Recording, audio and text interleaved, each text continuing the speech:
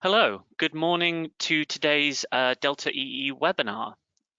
Hopefully you can all hear me loud and clear and can see me as well. My name is Robert Bloom. I am the product manager of Delta EE's Global Hydrogen Intelligence Service. Today's webinar is going to be all about 5 insights that we're starting to see across the clean hydrogen sector. So as we get started, just a couple of housekeeping issues. First of all, that the slides and recordings for this webinar will be available after the webinar finishes. So don't worry about trying to screenshot or to really grab those details. Everything will be made available after the webinar. The second kind of housekeeping point is there will be no Q&A during this webinar. So if you do have any technical questions or questions about our research services in general, do get in contact with myself using the email shown on screen now. So that's robertbloom@deltaee.com. Okay then, so let's get started. So the first thing I want to do is just give you a really quick introduction to our Global Hydrogen Intelligence Service. This is one of Delta EE's research subscription services focused entirely on clean hydrogen. Our scope is really to cover the full value chain from production through storage and distribution right the way to utilization. We cover clean hydrogen, so that's green, blue, turquoise, pink, any other color you really care to mention. And we have a global scope with a European focus. So really, how do we deliver our research? Well, really, we do that in 2 ways. Key to the kind of the subscription service in general is our Clean Hydrogen Projects database. In this database, we collect information, publicly available information on a range of projects right across Europe. We're currently sitting at about 500 projects in our database. And this helps to give us a bottom-up understanding of how the clean hydrogen sector is developing by looking at the data from those projects and aggregating it. So you'll see some extracts from that throughout the presentation today. We then complement that with our project profiles and our reports and viewpoints. And what these outputs try to do is give you that really hard to find insight on specific projects in our project profiles and on wider trends in the hydrogen sector more generally in our reports and viewpoints. So before I dive into the insights, those specific insights I talked about earlier, I'd like to do a poll with our attendees today. So I'm hoping that you can see the poll options today. And the question is, which part of the clean hydrogen value chain is your organization most interested in? So I'll give it just a minute to let those responses come in.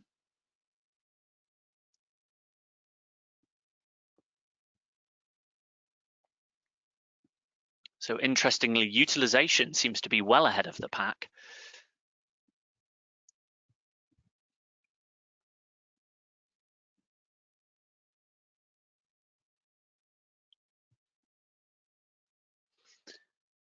So yeah, those results seem to have more or less balanced out now. And really, we're seeing, I guess, most of the audience really interested in that utilization sector. Bit of a surprise for me. I was expecting perhaps more on production, given the amount of kind of interest that we've seen in electrolysis, especially over the last kind of couple of years. Okay, so let's continue with our presentation for today. So moving on to those insights. So we've been running our Global Hydrogen Intelligence Service now for about 6 months. We launched in June 2021. So really, what have we learned during those times?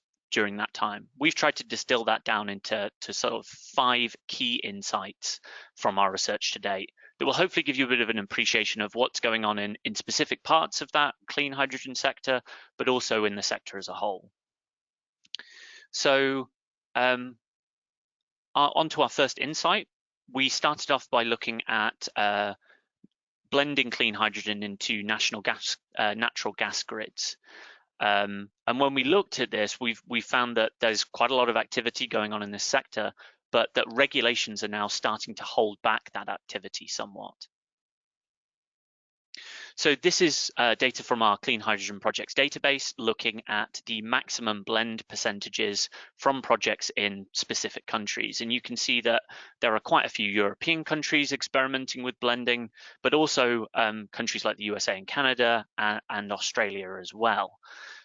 So really that activity is widespread.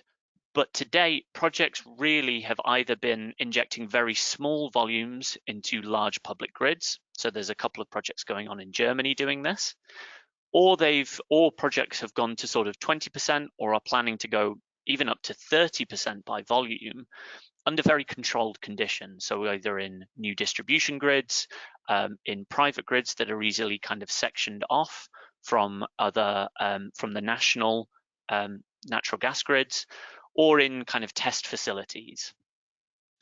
So when we kind of looked at our research, the main question we were trying to answer is, when do we think a kind of market will develop for blending into natural gas grids?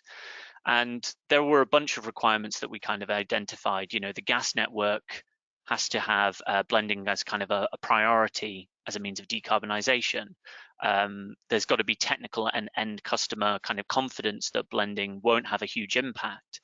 There's also got to be a development of kind of market mechanisms for this market for blending to develop.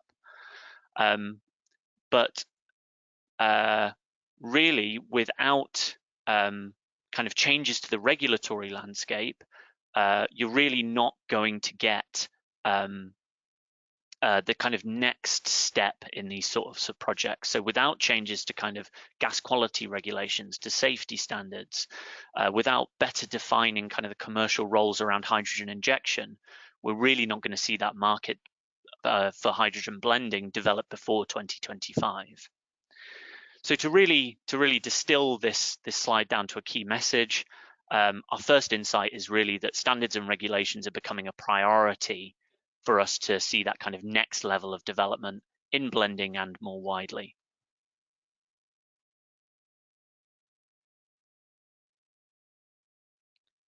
So moving on to our second insight for today, we looked at the distributed power sector and how clean hydrogen is being used there now and looking into the future.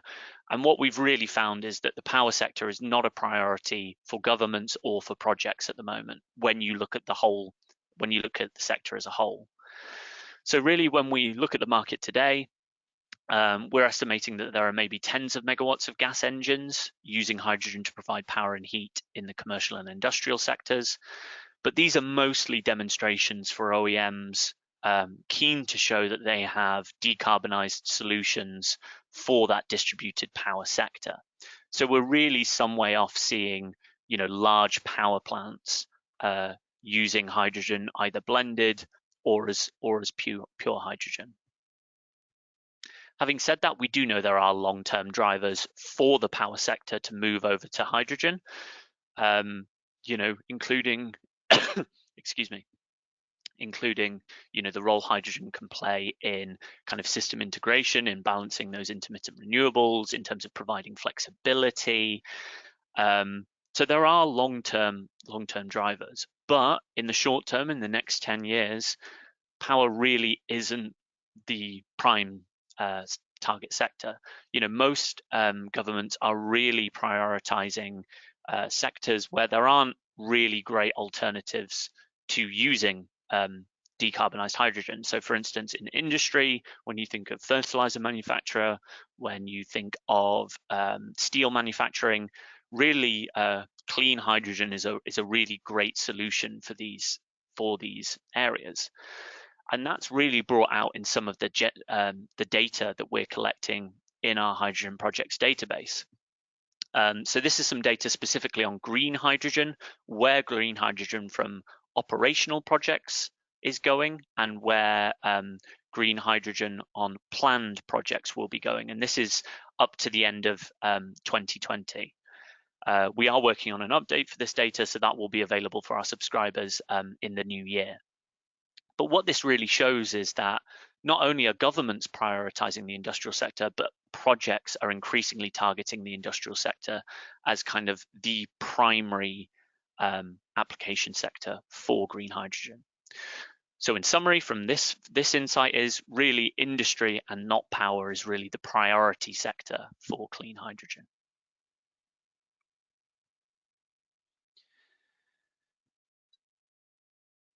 So our next insight comes from the work that we've done summarizing and comparing national hydrogen strategies from leading nations. And what we found here is that depending on the kind of circumstances in a different country, you're clearly going to get a variety of value chain and end use focuses, depending on those different countries. So looking at some major nations, including some European ones, Germany, France, UK, but also some global nations like Japan and Chile, really the value chain focus, production, utilization, storage, storage and distribution and utilization, really the emphasis is on production and utilization in many of these countries. Interestingly, comparing that to the poll results that we had earlier, pretty well reflected in this value chain focus from the national strategies. When we start to look at kind of the priority areas for hydrogen utilization, again, we're finding similar to what I mentioned earlier, that industry is really the sector that most strategies are targeting for using clean hydrogen, closely followed by transport, then with electricity and heating, slightly further behind as kind of secondary areas. So to kind of illustrate that point, I wanted to draw your attention to maybe a few specific examples. So the Netherlands is quite interesting in that in its hydrogen strategy, it talks an awful lot more about storage and distribution, in that it's aiming to become kind of a European hub for importing from other parts of the world through major ports like Rotterdam. But also the proposed European hydrogen backbone runs right through the Netherlands, connecting, high demand areas like northern France, Belgium, and northern Germany. Chile, for instance, due to its fantastic wind and solar resources, is really focusing in on trying to produce the cheapest global green hydrogen. Excuse me. And becoming a major exporter of that green hydrogen by 2030. Interestingly, if you contrast that to somewhere like Japan, Japan is really focusing on importing low-cost clean hydrogen and also clean ammonia for its power generation sector. So that's a real point of contrast between, say, Japan and Chile. And then finally, looking at the United Kingdom, in contrast to most of the countries in Europe, the UK is putting far more onus on blue hydrogen. That's hydrogen produced from natural gas combined with CCS. There's much more of a focus on blue hydrogen in the UK than other European nations, who have tended to back green slightly more strongly. So just to summarize that, depending on the national kind of circumstances, you're going to see different emphasis on different parts of the value chain and different utilization sectors. So moving on to our fourth insight of today. This is an insight that we gained through our project profiles. So taking an in-depth view, having one-to-one conversations with project organizers to really get under the skin and understand the projects that are active today and will be active in the near future. And what we're finding actually is some of the largest operational green hydrogen projects today are really focused on how best to design, to install and operate electrolyzers rather than them being wholly focused on providing green hydrogen and displacing fossil fuels. And although this isn't the case for all green hydrogen projects today, I just wanted to show you a couple of examples that kind of illustrate this point. So two of the largest kind of electrolyzers in Europe being used for kind of decarbonization or kind of new energy purposes, as we like to call it, is the REFHYNE project and the H2FUTURE project. So in REFHYNE, there's a 10 megawatt PEM electrolyzer from ITM Power being installed in Shell's Wesseling refinery in Germany. This is the largest operational PEM electrolyzer in Europe. It's capable of putting out 1,300 tons per year of green hydrogen if operated at 100% capacity. And this is being used to displace grey hydrogen currently used on site at that refinery. At H2FUTURE, this is a 6 megawatt PEM electrolyzer provided by Siemens Energy. Excuse me. This is, like I said, 6 megawatts. It's capable of approximately 1,000 tons per year at maximum capacity again. And the main kind of use case for the green hydrogen is to displace coke oven gas that's used in the steel plant, in voestalpine steel plant in Austria. But what I really wanted to draw your attention to is that in neither of these cases is there a contract for a certain amount of green hydrogen for a set amount to be delivered at a set time. Really, both of these projects are all about figuring out how to install and use these large-scale electrolyzers. So for instance, in REFHYNE, the big kind of learning points have been how to collaborate, how best to communicate between the electrolyzer manufacturer and installer in ITM Power and the refinery site in Shell. How do you integrate the control systems? How do you make sure that the electrolyzer meets the various safety standards that are in place across the refinery?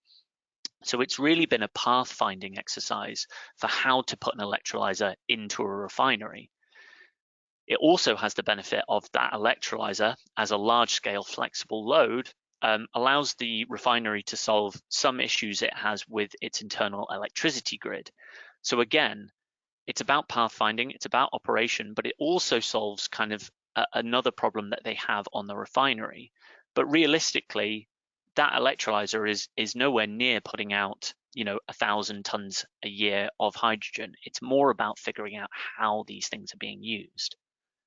And this is very similar to the situation that we see in H2FUTURE as well, in that the various project partners in Verbund especially, is the quasi-commercial operation of that electrolyzer is really being played with in terms of offering that electrolyzer for primary and secondary reserve ancillary services back to the grid.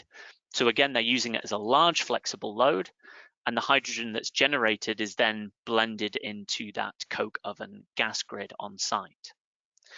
So really, just to reiterate, a couple of really large scale projects, real headline projects in Europe today, neither are really focused on the provision of green hydrogen. They're really focused on how that electrolyzer works.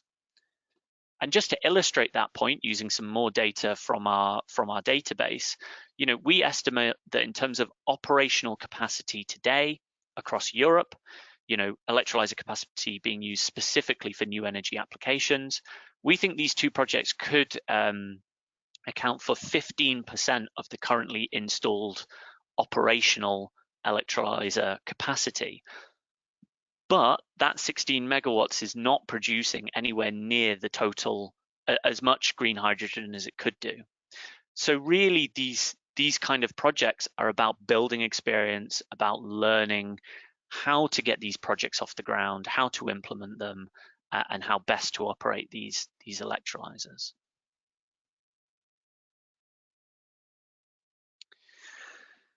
The key thing from this, though, is that this will start to change over the next couple of years. And that will really bring us to our next insight. So our fifth and final insight for the day is really taking a look at what kinds of green hydrogen projects we're seeing emerge over the next 4 to 5 and then over the next 10 years. And what we're seeing is that most hydrogen projects today are still building experience. And in the short term, these projects will start to be more about strategic positioning. So it's my pleasure to kind of introduce you to our framework for looking at the different types of green hydrogen projects.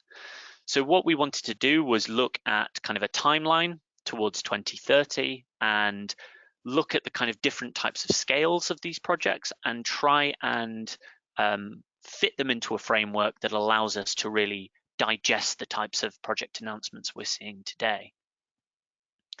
So as I mentioned with REFHYNE and H2 Future, the majority of projects we've seen come online really towards the back end of the 2010s have all been around building experience. These are, smaller projects, generally between maybe 1 megawatt to 10 megawatts, specifically designed and planned to attract and to kind of secure specific funding calls and really demonstrate kind of technical feasibility of specific assets in the green hydrogen value chain. And the key thing here is that where these projects are popping up has really been quite an important driver in terms of for instance, there's been a lot of funding for these sorts of projects in the EU. So that's naturally where we see a lot of projects that are live today. So moving on to our second project type, and this is kind of what we'd expect to see happening over the next sort of 2 years, really, is projects starting to look more at strategic positioning. So these are slightly larger projects, anything from sort of low tens of megawatts to the low hundreds of megawatts. And they're really about different players in the energy sector. They're built, planned, and kind of pitched as we will sell you a green hydrogen solution, a full value chain, and we will sell that to a specific end customer to solve an issue that they have. So one thing we're seeing with a lot of these projects is that we've seen loads of announcements about 100 megawatts here, 50 megawatts there, 75 megawatts there, all talking about, we're looking to work towards final investment decision in maybe 2022, 2023, with construction starting in 2023, 2024. So we've seen lots of announcements, but relatively few with a genuine final investment decision. And what we think is going on here is not only basically providers of these solutions are selling customers on kind of a vision of the future. They're going, we have this great project. It's going to provide you with a commercialized green hydrogen solution if we see certain regulations and incentives coming into place in the next couple of years. So really, we see this second project type, in contrast to the first, about selling a solution based on a predicted future. And once we have those once those policies are more certain, once those incentives are more certain, we expect to see a lot of these final investment decisions being made and these sorts of projects going towards being constructed. And then finally, the third stage of kind of project development that we're expecting is to see kind of widespread scaling up of these projects past the kind of 100 megawatt point up towards the kind of 500 megawatts gigawatt scale. And what's going to change between that strategic positioning piece to the scaling up piece? Well, really by sort of the mid to late 2020s, we would expect the policy and incentives of that environment in a number of countries to be a little bit more certain, with incentives either in place or regulations more or less firmed up to the point where the risk of these large investment projects is starting to reduce a little bit. The other major change that we'll see is providers of these solutions really targeting large-scale demand centers and trying to secure long-term contracts for the provision of green hydrogen. So, instead of looking at sort of thousands or tens of thousands of tons today, these solutions providers will really be looking at single applications or kind of hubs of green hydrogen demand in the hundreds of thousands of tons, and trying to lock customers into contracts for green hydrogen provision of 10, 15, 20 years.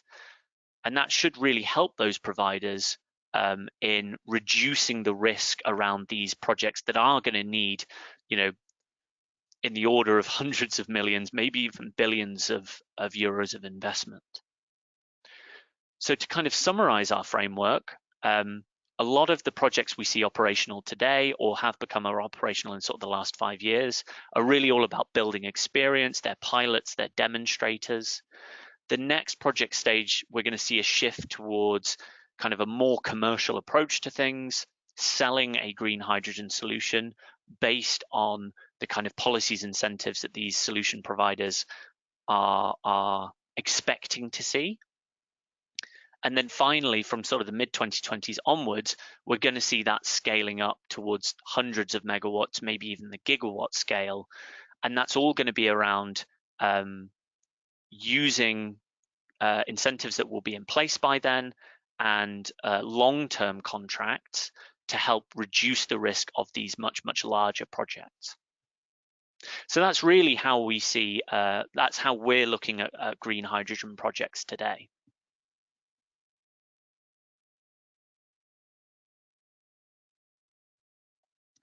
So to summarize our 5 hydrogen insights, when we looked at hydrogen blending, we're starting to see that there's a good amount of activity in that sector, but regulations are really the priority to get to that next step.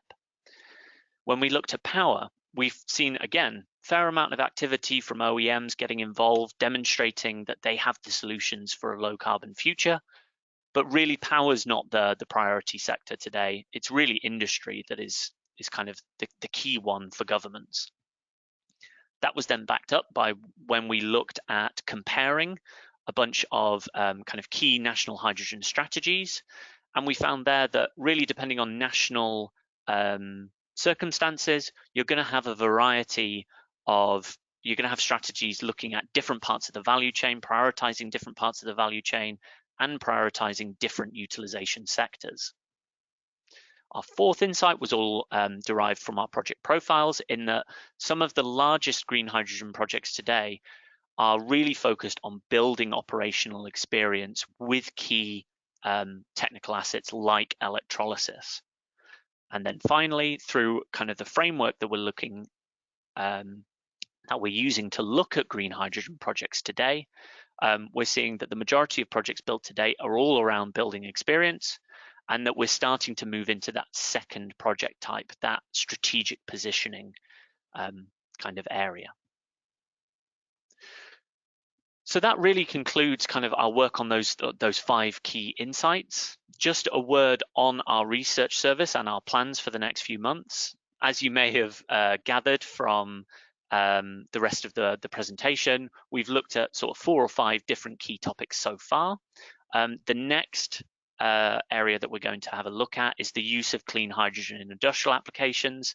This is a really interesting area because both green and blue are really going to play a role here, and we've been hearing more and more from our network of contacts that really this is the area that many people who are interested in clean hydrogen are really focusing on. So that's kind of our next port of call for our research. And that concludes our webinar for the day. So I hope you really enjoyed the webinar. I hope you really learned something. It was a pleasure to kind of to present our findings to you, and I'm hoping you found it really, really useful. Like I said, we're not planning on doing a Q&A today, but if you do want to get in contact and ask myself or the rest of our hydrogen team any questions, do feel free to email us, to drop us a call.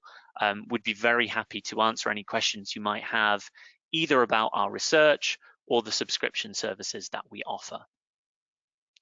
So yeah, I'd just like to close the webinar there. Thank you so much for attending. I hope it was really useful for you, and I'm sure we'll see you at another Delta EE webinar soon. Thank you very much.